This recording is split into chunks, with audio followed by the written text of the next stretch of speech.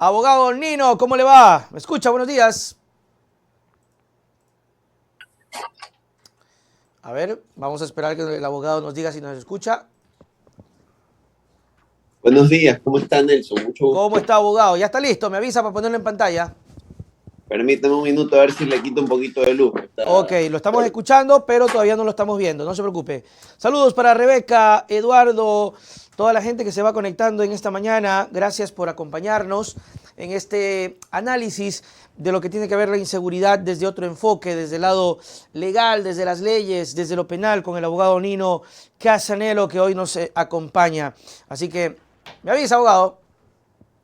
Sí, Ahí creo que ahí estamos. estamos. Sí. Listo. Ok, en pantalla. Gracias. Ahí está. Bienvenido, abogado Nino Casanelo. ¿Cómo está Nelson? Mucho gusto. Un saludo a usted y a su audiencia. Gracias a usted, abogado, por acompañarnos y permitirnos conocer desde ese enfoque qué es lo que pasa con la inseguridad. Y de una le consulto, ¿es verdad que las leyes, abogados, son insuficientes para la lucha contra el crimen organizado o para la criminalidad en general? No, Nelson, esta es una respuesta pues, que en varias ocasiones he sido enfático en dar, que la señalan varios colegas. Creo que el problema hoy por hoy es un tema principalmente de ejecución y de asignación presupuestaria de una actividad pues, que tiene ganancias gigantescas, ¿no? Hablábamos de una estimación así para el 2021 de que el tráfico ilegal de sustancias y, digamos, toda la operación que engloba esto es una industria de más o menos 20.000 millones. Hace Wow. poco The Economist, una importante revista, ha señalado el papel fundamental que tiene Ecuador en las nuevas rutas de la cocaína, por ejemplo, hacia Bélgica, y cómo es un lugar, pues, naturalmente de salida de este producto. Y lo que tenemos es una disparidad inicial entre esta actividad y todo lo que implica armamentísticamente, desde la perspectiva logística, negocios, recursos, y una fuerza policial, una fuerza de fiscalía, un sistema judicial que en cambio está atravesando una crisis pues, de insuficiencia de estos recursos. 1.200 millones, por dar un ejemplo, del presupuesto señalado en policía para el año 2022, presupuesto que incluye el gasto corriente, esto es decir, salarios, no hablemos de equipamiento, no hablemos de infraestructura. Se ha hablado de un incremento de este presupuesto a 5.000 millones para este año 2023, siempre y cuando se cuente con la correspondiente ayuda de estamentos internacionales. Entonces, ahí tenemos una primera gran respuesta. Esto también debe ir de la mano de un uso adecuado de los recursos. No podemos pretender decir, entonces tenemos que elevar el presupuesto hasta 20.000 millones. Claro. Eh, y eso también implica, por ejemplo, atacar mucho en materia preventiva, ¿no? Desarticular las redes de negocios, revisar defraudación tributaria, revisar enriquecimientos ilícitos a través de los organismos competentes, superintendencias, las tres principales, diría yo, compañías, bancos y control de poder de mercado. Es una labor que hoy nos pone fuera de una pesquisa policial y simplemente un rol de jueces y fiscales.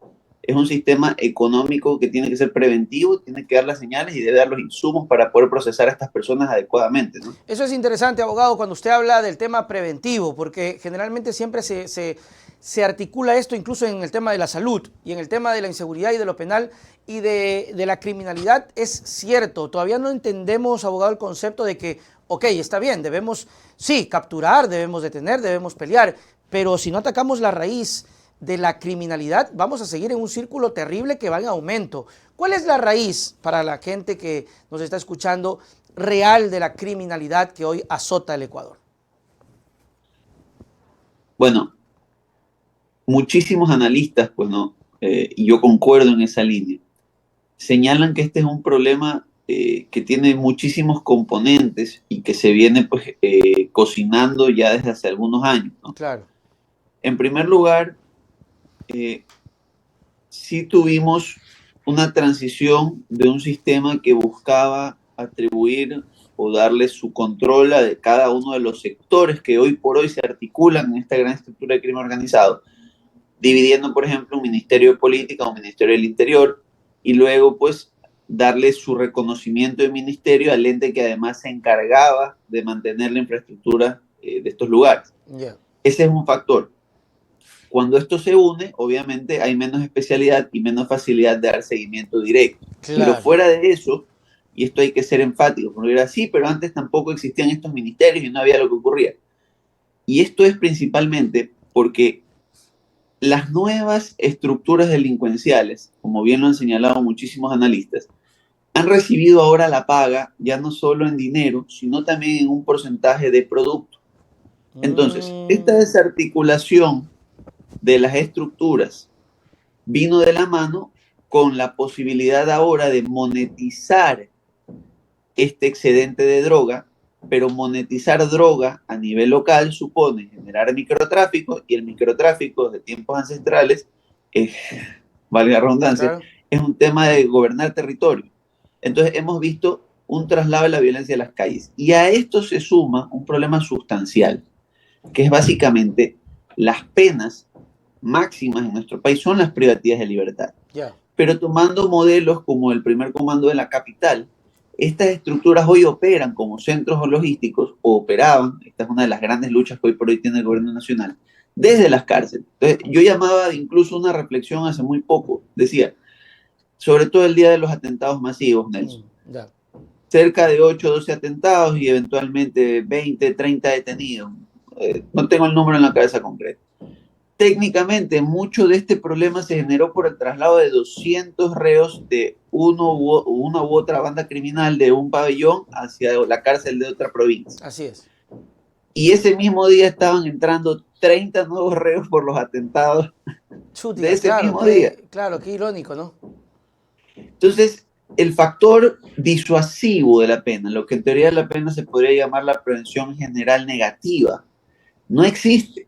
No existe para los miembros de estas estructuras, el ciudadano a pie, la persona pues no acostumbrada, hoy por hoy ve en la cárcel todavía un incentivo para probablemente alejarse de muchísimas actividades. Pero muchos de ellos, Nelson, purgan Claro. penas o incluso ha sido Vox Populi que muchos de ellos incluso para entrar a conversar con los mandos medios, los mandos altos de estas organizaciones, entran y salen cometiendo ese delito de bagatela. Por ejemplo, precisamente, y se señaló mucho a judicatura injustamente en su momento, usted recordará el atentado a Cristo del Consuelo, se señaló que quien lo perpetuó había salido días antes de la cárcel con una sustitución de prisión preventiva. Claro. Ya. Cuando se entró a analizar ese caso, fue evidente que dijeron, oiga, la prisión preventiva se revocó porque la fiscalía primero no se opuso y segundo, pues porque al final no se opuso en el momento de la apelación, valga la aclaración, y porque realmente, y hay que reconocerlo, los criterios de prisión preventiva en nuestro país no son de peligrosidad. La prisión preventiva tiene el fin de buscar que se lleve a buen término el proceso donde se aplica. Entonces, cuando se lo sacó y se dice, pero ¿cómo dejan libre a esta persona que se sabe que puede cometer más delitos? Porque la finalidad de la prisión preventiva no era la prevención de un riesgo, de un nuevo posible delito.